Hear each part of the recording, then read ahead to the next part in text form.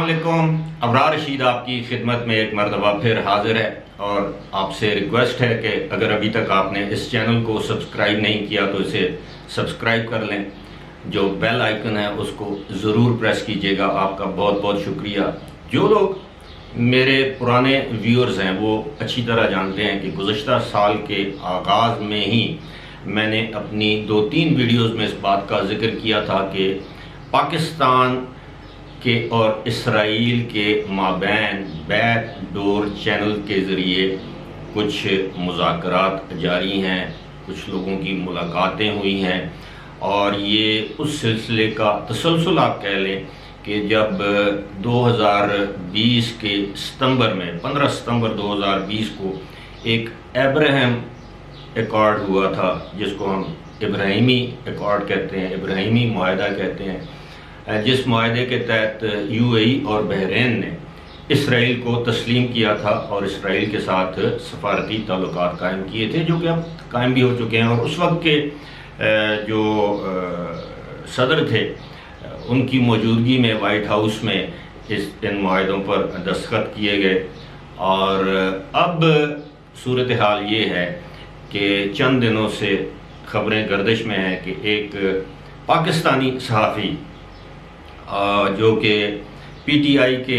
دور میں، جن کو پی ٹی وی میں بڑے اچھے پیسوں پر ملازمت دی گئی، اور وہ احمد قریشی ان کا نام ہے، اور بتایا جاتا ہے کہ گزشتہ دنوں کچھ تصاویر سامنے آئیں کہ وہ اسرائیل گئے دیگر لوگوں کے ساتھ، اور اسرائیل کے صدر کے ساتھ انہوں نے ملاقات کی. اب یہ احمد قریشی ان چند صحافیوں میں شامل ہیں جنہوں نے آج سے 1 سال پہلے یا 1.25 سال پہلے اسرائیل کو تسلیم کرنے کی باتیں کی، جس میں کامران خان بھی شامل ہیں، اس میں مبشر لقمان بھی شامل ہیں. مبشر لقمان نے ایک اسرائیلی ٹیلی ویژن کو انٹرویو دیتے ہوئے یہ کہا تھا کہ پاکستان کو اسرائیل کو تسلیم کر لینا چاہیے. جب آپ آپس میں تجارت کریں گے، آپ کے سفارتی تعلقات ہوں گے، تو فلسطین کا مسئلہ بھی بہتر طریقے سے حل ہوگا. اب انہی چیزوں کو مد نظر رکھتے ہوئے یو اے ای اور بحرین نے بھی اسرائیل کو تسلیم کیا تھا، اور یہ گمان تھا کہ شاید سعودی عرب بھی اب اسرائیل کو تسلیم کر لے گا. لیکن سعودی عرب نے یہ شرط رکھی کہ سعودی عرب اکیلا اسرائیل کو تسلیم نہیں کرے گا، اور اس وقت سعودی عرب کی حکومت کا دباؤ تھا پاکستان پر کہ پاکستان بھی اسرائیل کو تسلیم کرے، یا کم از کم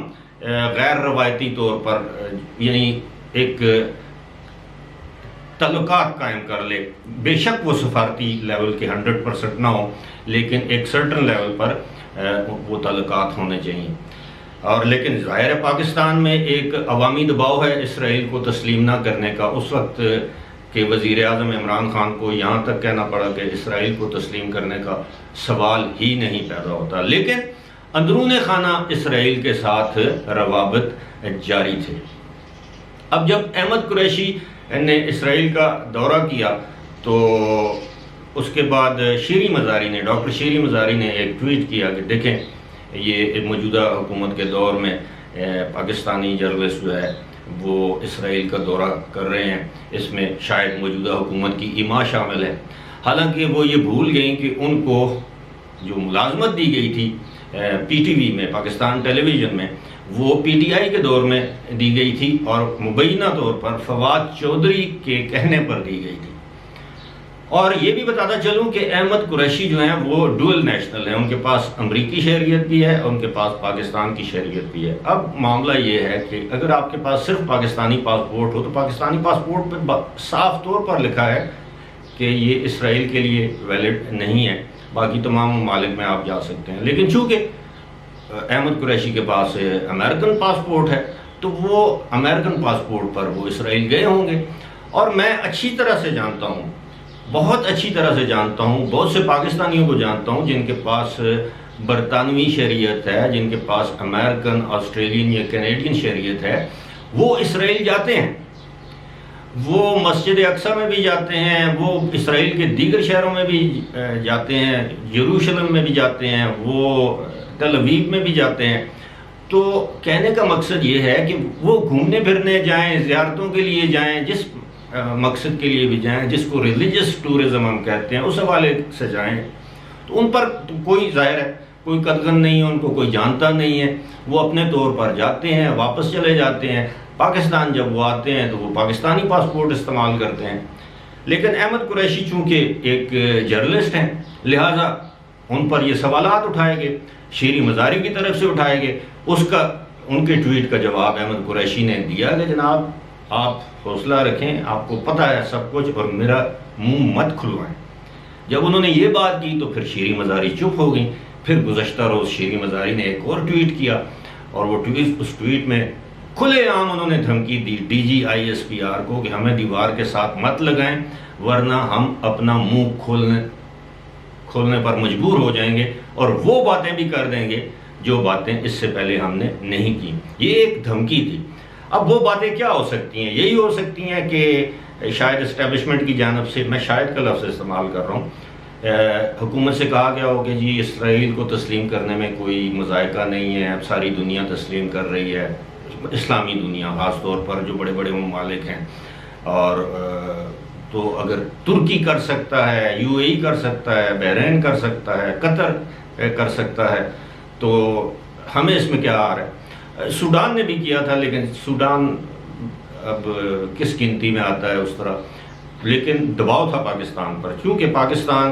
ایک ایٹمی ملک ہے، 22-23 کروڑ آبادی کا ایک بڑا ملک ہے، اور اس کا اپنا ایک کلاؤٹ ہے اسلامی دنیا میں۔ اگرچہ وہ کلاؤٹ اب آہستہ آہستہ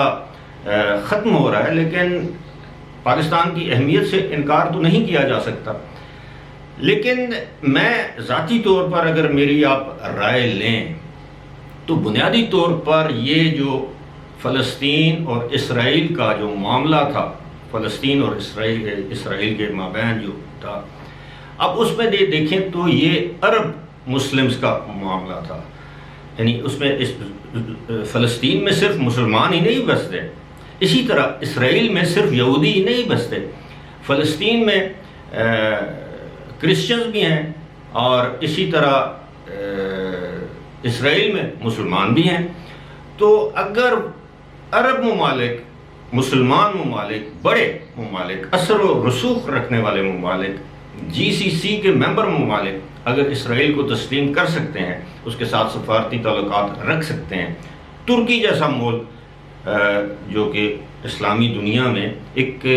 توانا اور طاقتور ملک ہے، وہ اسرائیل کے ساتھ اپنے سفارتی تعلقات رکھ سکتا ہے، تو پاکستان کیوں نہیں رکھ سکتا؟ اور کیونکہ آپ کو پتہ ہے کہ یہ کہا جاتا ہے کہ قائد اعظم محمد علی جناح نے یہ ایک سٹیٹمنٹ دی تھی، یا ایک ان کا یہ بیانیہ تھا یا نظریہ تھا کہ ہم فلسطینیوں کے ساتھ کھڑے ہوں گے، لیکن جب عرب ممالک ہی نہیں کھڑے ہو سکتے تو پھر ہمیں بھی سوچنا چاہیے۔ اب میرا استدلال یہ ہے کہ اگر پاکستان، جس طرح قائد اعظم کے فرمودات کے بارے میں کہا جاتا ہے، تو ہم نے قائد اعظم محمد علی جناح کے باقی کتنے فرمودات پر ہم عمل پیرا ہیں؟ انہوں نے یہ بھی کہا تھا نا کہ پاکستان میں جو بیوروکریسی ہے اس کا کام اور ہے، فوج کا کام اور ہے، سیاستدان کا کام اور ہے، یہ ایک دوسرے کے کام میں مداخلت نہیں کریں گے، پاکستان میں اقلیتیں آزاد ہوں گی، اور بہت سے معاملات ہیں۔ تو کیا ان پر ہم نے عمل کیا ہے؟ جس پاکستان کا خواب علامہ اقبال نے دیکھا تھا، جس پاکستان کو بنانے والے قائد اعظم محمد علی جناح نے جو ویژن دیا تھا، کیا پاکستان اس ویژن کے مطابق چل رہا ہے؟ ہرگز نہیں چل رہا۔ تو اگر پاکستان اپنے مفاد میں اسرائیل کو فی الحال تسلیم نہ کرے، لیکن اگر اس کے ساتھ مذاکرات کرے، کسی ایک خاص لیول پر اس کے ساتھ تعلقات رکھے، تو میں سمجھتا ہوں اس میں کوئی مذائقہ نہیں ہے۔ پاکستان اسرائیل کے ساتھ تجارت کر سکتا ہے، اسرائیل سے چیزیں خرید سکتا ہے، اسرائیل کو چیزیں بیچ سکتا ہے، لیکن اس میں معاملہ کیا ہے کہ ہمارا دوغلا پن ہے۔ ہم بظاہر یہ کہتے ہیں کہ جی ہم اسرائیل کو ہرگز تسلیم نہیں کریں گے، لیکن بیک ڈور چینل سے ہمارے مذاکرات اسرائیل سے کم از کم 1.5 سال سے جاری ہیں۔ اور میں نے اپنی ایک ویڈیو میں یہ بھی کہا تھا کہ سعودی عرب کے ایک شہر میں ایک پاکستان کی ایک انتہائی اعلیٰ شخصیت نے اسرائیل کی ایک انتہائی اعلیٰ شخصیت سے ملاقات کی تھی، اور یہ میں نے نہیں کہا تھا، یہ پوری دنیا جانتی ہے اور اس بات کی تردید نہیں کی گئی۔ تو لہٰذا میں یہ سمجھتا ہوں کہ اب یہ جو اسرائیل کا معاملہ ہے، بادل نخواستہ پاکستانی قوم کو یہ آہستہ آہستہ یہ جو کڑوی گولی ہے اس کو میٹھا کر کے کھلانے کی کوشش کی جائے گی۔ لیکن آپ اس پر ڈیبیٹ کروا لیں، پاکستان میں ریفرینڈم کروا لیں جی کہ اسرائیل کو تسلیم کرنا ہے کہ نہیں کرنا۔ اگر آپ پر عالمی قوتوں کا دباؤ ہے آپ وہ بھی قوم کو بتائیں، لیکن ہمارے حکمران چاہے کوئی بھی ہو وہ یہ چیزیں عوام کے سامنے نہیں لے کر آتے، لیکن پیچھے پیچھے پردے کے پیچھے سب کچھ ہو رہا ہوتا ہے۔ یہ ہم سب کے لیے سوچنے کا مقام ہے کہ سیاسی جماعت، حکمران کوئی بھی ہو، وہ عوام کے ساتھ سچ نہیں بولتا۔ فی الحال اسی کے ساتھ مجھے دیجیے اجازت، خدا حافظ۔